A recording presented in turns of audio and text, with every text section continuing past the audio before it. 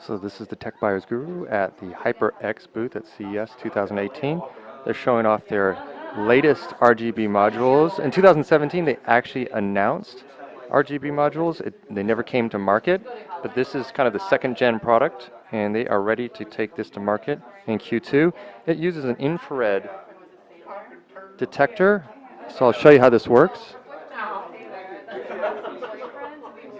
So now you can see they're out of sync, which is a problem that a lot of manufacturers have with their modules. Once you turn the system on, different system operations can send it out of sync. This uses an infrared controller so that the modules are always in sync.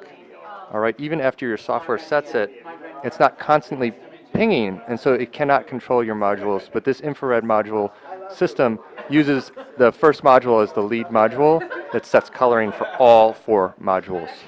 Also on display at the HyperX booth is their new Alloy Elite RGB keyboard, coming at $170. This is using MX keys from Cherry and uses their new Ingenuity software.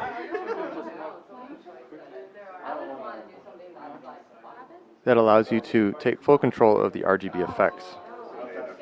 They'll be adding other peripherals into this suite as they are released, including their new mouse and even those RGB modules I showed you earlier.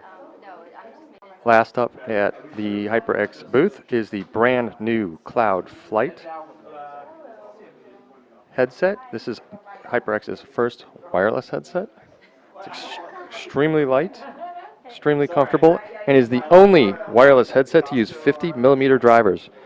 And despite these bigger drivers versus the 40mm competitors are using, it still gets 30 hours of battery life with the LED off and 13 hours with it on, which is basically matching non-LED kits from other manufacturers.